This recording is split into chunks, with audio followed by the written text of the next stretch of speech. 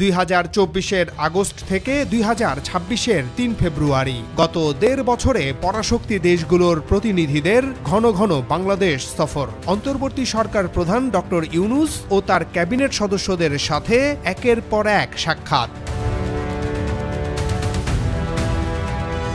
অন্যদিকে ডক্টর ইউনূস অথবা তার প্রতিনিধিরাও পিছিয়ে নেই ওইসব দেশ ভ্রমণে।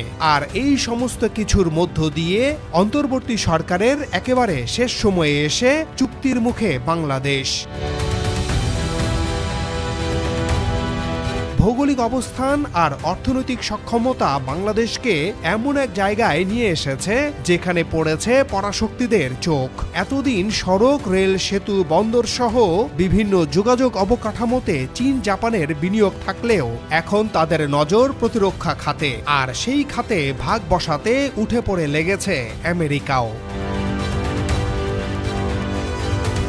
2024 সালের 8 আগস্ট দায়িত্ব নেয়ার পর ড্রোন কারখানা তৈরি বিষয়ে চীনের সঙ্গে সরকারি পর্যায়ে চুক্তি, পাকিস্তান থেকে F-17 থান্ডার যুদ্ধবিমান কেনা, চীন থেকে J-10C যুদ্ধবিমান কেনা, ইউরোপীয় কনসোর্টিয়াম থেকে ইউরোফাইটার টাইফুন যুদ্ধবিমান কেনা, দক্ষিণ কোরিয়া থেকে সাবমেরিন, তুরস্ক থেকে T-129 অ্যাটাক হেলিকপ্টার, যুক্তরাষ্ট্র থেকে ব্ল্যাক হক মাল্টিরোল হেলিকপ্টার, 650 কোটি টাকায় যুদ্ধজাহাজ বা নৌজা খালিদ বিন ওয়ালিদের সক্ষমতা বাড়ানোর মতো কাজগুলো হাতে নেয় অন্তর্বর্তী সরকার। যদিও প্রশ্ন ওঠে, প্রতিরক্ষা সরঞ্জাম কেনাকাটিতে অন্তর্বর্তী সরকারের এত আগ্রহ কেন, এবং অন্তর্বর্তী সরকারের একেবারে শেষ সময়ে এসে চীন, জাপান ও আমেরিকার সাথে প্রতিরক্ষার মতো স্পর্শকাতর বিষয়ে কেন চুক্তি করতে যাচ্ছে ইউনূস সরকার? তাদের স্বার্থ কি? আর কেনই বা পরাশক্তিদের এত আগ্রহ বাংলাদেশকে কাছে টানার? তবে কি বঙ্গোপসাগর আর ইন্দো প্যাসিফিকের নতুন সমর কৌশলে বাংলাদেশ কি কোনো পক্ষ হতে যাচ্ছে? আজকের প্রতিবেদনে বিশ্লেষণ করব এসব তথ্য, সাথে থাকুন। প্রতিরক্ষা খাতে কেন বাড়ছে ঢাকার কদর? গত 1.5 বছরে বাংলাদেশের কূটনৈতিক ও প্রতিরক্ষা সম্পর্ক এমন এক জায়গায় এসে দাঁড়িয়েছে যা দেশটির সাম্প্রতিক ইতিহাসে বিরল। একদিকে বাংলাদেশ ঘিরে বিশ্বের বিভিন্ন দেশে ভিসা জটিলতা, অন্যদিকে প্রতিরক্ষা খাতে সম্পর্ক উন্নয়ন, এই সব কিছু এক মিশ্র প্রতিক্রিয়া তৈরি করেছে। গত 1.5 বছরের সময়টাকে যদি আলাদা করে দেখা যায় তাহলে পরিষ্কার বোঝা যায় বাংলাদেশ এখন আর কেবল একটি উন্নয়নশীল রাষ্ট্র নয়, বরং দক্ষিণ এশিয়া ও ইন্দো প্যাসিফিক অঞ্চলের কৌশলগত মানচিত্রে একটি গুরুত্বপূর্ণ নাম। এই পরিবর্তনের পেছনে মূলত 3টি বিষয় কাজ করছে: বাংলাদেশের ভৌগোলিক অবস্থান, ক্রমবর্ধমান অর্থনৈতিক সক্ষমতা এবং বঙ্গোপসাগর ও ইন্দো প্যাসিফিক অঞ্চলের নিরাপত্তা ও স্থিতিশীলতায় সম্ভাব্য ভূমিকা। দক্ষিণ এশিয়া ও দক্ষিণ পূর্ব এশিয়ার সংযোগস্থলে বাংলাদেশের অবস্থান। বঙ্গোপসাগরের উত্তর প্রান্তে অবস্থানকারী এই দেশটি আন্তর্জাতিক বাণিজ্য, নৌযোগাযোগ এবং জ্বালানি পরিবহনের ক্ষেত্রে এক ধরনের প্রাকৃতিক প্রবেশদ্বার। সাম্প্রতিক বছরগুলোতে বন্দর, সড়ক, রেল ও লজিস্টিক অবকাঠামোতে বড় আকারের বিনিয়োগ বাংলাদেশের এই ভূকৌশলগত অবস্থানকে আরও কার্যকর করে তুলেছে।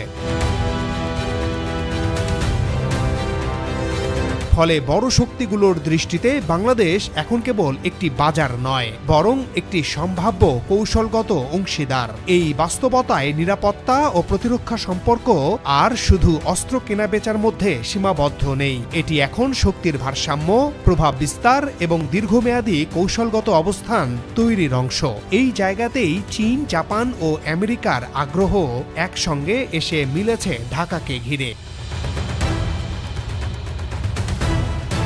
প্রতিরক্ষা খাতে জাপানের এত আগ্রহ কেন? 3 ফেব্রুয়ারি বিকেলে ঢাকা সেনানিবাসে বাংলাদেশ ও জাপান সরকারের মধ্যে প্রতিরক্ষা সরঞ্জাম ও প্রযুক্তি হস্তান্তর বিষয়ক চুক্তি সই হয়েছে। এছাড়া 6 ফেব্রুয়ারি জাপানের রাজধানী টোকিওতে বাংলাদেশ জাপান অর্থনৈতিক অংশীদারি চুক্তি সই হবে।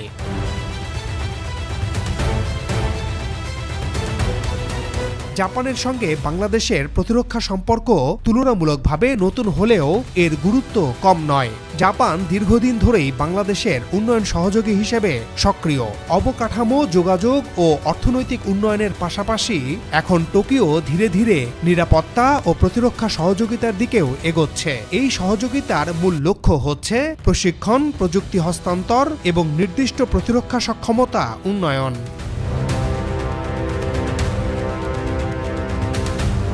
জাপান বিশেষভাবে নৌ নিরাপত্তা, র্যাডার প্রযুক্তি এবং উপকূলীয় নজরদারি ব্যবস্থায় আগ্রহ দেখাচ্ছে। বঙ্গোপসাগরের নিরাপত্তা ও স্থিতিশীলতা জাপানের ইন্দো প্যাসিফিক কৌশলের একটি গুরুত্বপূর্ণ অংশ। সে কারণে বাংলাদেশকে তারা এমন একটি দেশ হিসেবে দেখছে যাকে সক্ষম করে তুললে পুরো অঞ্চলের নিরাপত্তা কাঠামো শক্তিশালী হবে। অর্থাৎ জাপান বাংলাদেশের শুধু বড় উন্নয়ন সহযোগী হিসেবে নয়, জাপান এখন বাংলাদেশকে একটি স্ট্র্যাটেজিক ইকোনমিক পার্টনার হিসেবে দেখতে চায়। বাংলাদেশে এই মুহূর্তে জাপানের অর্থায়নে 38টি প্রকল্প চলছে। এর মধ্যে বিমানবন্দর, গভীর সমুদ্র বন্দর এবং বিদ্যুতের মতো প্রকল্প রয়েছে। ঢাকা থেকে চট্টগ্রাম পর্যন্ত জাপান ইকোনমিক করিডোর পরিকল্পনা করা হচ্ছে। ভবিষ্যতে বিশেষায়িত শিল্পাঞ্চল গড়ে তোলা হবে কেবল জাপানি বিনিয়োগকারীদের জন্য। এগুলো জাপানের সাপ্লাই চেইন ডাইভার্সিফিকেশন নীতির অংশ। এই দৃষ্টিকোণ থেকে জাপান বাংলাদেশ প্রতিরক্ষা সহযোগিতা কোনো একক চুক্তির বিষয় নয়, বরং এটি একটি দীর্ঘমেয়াদী কৌশলগত বিনিয়োগ। আমেরিকার সাথে গোপন চুক্তি কেন? বিশ্বজুড়ে যখন আমেরিকার প্রতি অবিশ্বাস তীব্র হচ্ছে, আমেরিকার প্রতিটি পদক্ষেপকে যখন সন্দেহের চোখে দেখা হচ্ছে, ঠিক তখনও বাংলাদেশের অন্তর্বর্তী সরকার আমেরিকার সাথে নতুন চুক্তি সই করতে যাচ্ছে। অথচ সরকারের মেয়াদ আর 2 সপ্তাহ নেই। আগামী 9 ফেব্রুয়ারি ওয়াশিংটনে বাংলাদেশ আমেরিকার মধ্যে বাণিজ্য ও শুল্ক বিষয়ে চুক্তি সই হতে যাচ্ছে। যদিও চুক্তির বিষয়গুলো কি তা এখনো গোপনীয়। যা হোক, আমরা প্রতিরক্ষা বিষয়ে আলাপ করি। আমেরিকা বাংলাদেশ প্রতিরক্ষা সম্পর্কের ধরন কিছুটা ভিন্ন। যুক্তরাষ্ট্র সরাসরি বড় আকারের অস্ত্র বিক্রির চেয়ে নিরাপত্তা সহযোগিতা, প্রশিক্ষণ, মহড়া এবং নির্দিষ্ট সরঞ্জাম সরবরাহে বেশি গুরুত্ব দিচ্ছে। সাম্প্রতিক সময়ে মাল্টিরোল হেলিকপ্টার সহ কিছু সরঞ্জাম ক্রয়ের উদ্যোগ এই সম্পর্ককে আরও দৃশ্যমান করেছে। তবে এর চেয়েও গুরুত্বপূর্ণ হচ্ছে সামুদ্রিক নিরাপত্তা, যৌথ মহড়া এবং তথ্য আদান প্রদানের মাধ্যমে সম্পর্ককে গভীর করা। ইন্দো প্যাসিফিক অঞ্চলে যুক্তরাষ্ট্রের কৌশলগত পুনর্বিন্যাসে বাংলাদেশ একটি গুরুত্বপূর্ণ অবস্থান দখল করছে। ওয়াশিংটনের দৃষ্টিতে ঢাকা এমন একটি দেশ যা একদিকে আঞ্চলিক স্থিতিশীলতায় ভূমিকা রাখতে পারে, অন্যদিকে কোনো নির্দিষ্ট শক্তি বলয়ের সঙ্গে পুরোপুরি জড়িয়ে না গিয়ে ভারসাম্য বজায় রাখতে সক্ষম। এই কারণে যুক্তরাষ্ট্র বাংলাদেশ সম্পর্ক এখন ধীরে ধীরে কৌশলগত অংশীদারিত্বের দিকে এগোচ্ছে, যদিও তা এখনো আনুষ্ঠানিক প্রতিরক্ষা চুক্তির পর্যায়ে পৌঁছায়নি। বাংলাদেশের কাছে চীন কি চায়? চীন বাংলাদেশ প্রতিরক্ষা সম্পর্ক নতুন কিছু নয়, তবে সাম্প্রতিক সময়ে এই সম্পর্ক একটি নতুন মাত্রায় প্রবেশ করেছে। বিশেষ করে ড্রোন ও ইউএভি প্রযুক্তিকে কেন্দ্র করে যে উদ্যোগগুলো নেওয়া হয়েছে, সেগুলো শুধু সামরিক সরঞ্জাম ক্রয়ের মধ্যে সীমাবদ্ধ নয়, বরং প্রযুক্তি হস্তান্তর ও স্থানীয় উৎপাদন সক্ষমতা গড়ে তোলার দিকেই বেশি গুরুত্ব দেওয়া হচ্ছে। চীনের সঙ্গে ড্রোন উৎপাদন ও সমাবেশ প্ল্যান্ট স্থাপনের সিদ্ধান্ত বাংলাদেশের প্রতিরক্ষা চিন্তায় একটি বড় পরিবর্তনের ইঙ্গিত দেয়। এর মাধ্যমে বাংলাদেশ ধীরে ধীরে আমদানি নির্ভর প্রতিরক্ষা কাঠামো থেকে বেরিয়ে এসে নিজস্ব প্রযুক্তি ও উৎপাদন সক্ষমতার দিকে এগোচ্ছে। এই উদ্যোগের আরেকটি গুরুত্বপূর্ণ দিক হল নজরদারি ও তথ্য সংগ্রহ সক্ষমতা।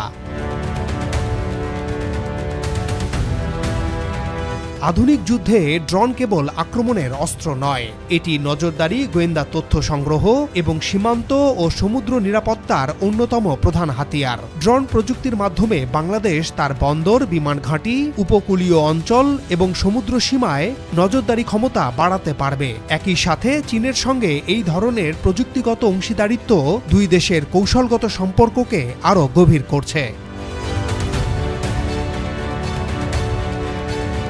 তবে এই সহযোগিতা ঘিরে নানা ধরনের জল্পনা ও সন্দেহ রয়েছে। বিশেষ করে সামরিক ঘাঁটি বা বিদেশি প্রভাব বিস্তারের আশঙ্কা নিয়ে আলোচনা হয়েছে। কিন্তু বাস্তবতায় দেখা যাচ্ছে চীন এই সম্পর্ককে একটি দ্বিপাক্ষিক প্রযুক্তি ও প্রতিরক্ষা সহযোগিতা হিসেবে তুলে ধরতে চাইছে, যেখানে সরাসরি সামরিক ঘাঁটি বা নিয়ন্ত্রণের প্রশ্নটি সামনে আনা হচ্ছে না।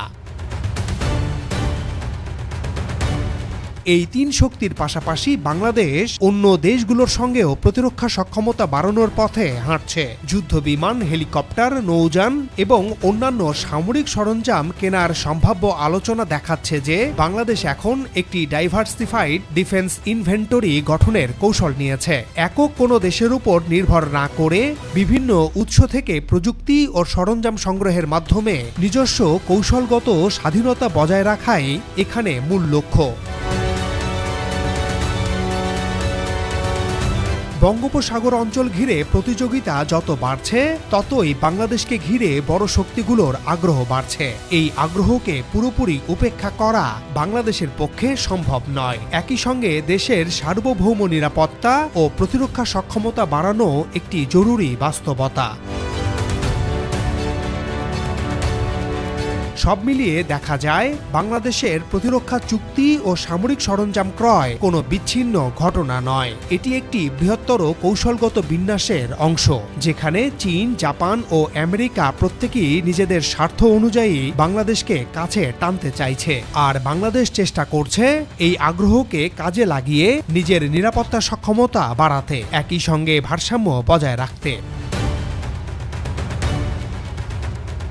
এই পরিস্থিতি প্রমাণ করে যে বাংলাদেশ এখন আর কেবল চুপচাপ তাকিয়ে থাকা রাষ্ট্র নয়, বরং অবস্থানগত কৌশল, সার্বভৌমত্ব, স্বার্থ এবং বহুপাক্ষিক সম্পর্কের মাধ্যমে দেশটি ধীরে ধীরে একটি স্থিতিশীল ও আত্মবিশ্বাসী নিরাপত্তা কাঠামোর দিকে এগোচ্ছে। কিন্তু প্রশ্ন, এই ভারসাম্য কতটা দক্ষতার সঙ্গে ধরে রাখতে পারবে বাংলাদেশ? দর্শক, আপনাদের মতামত জানান।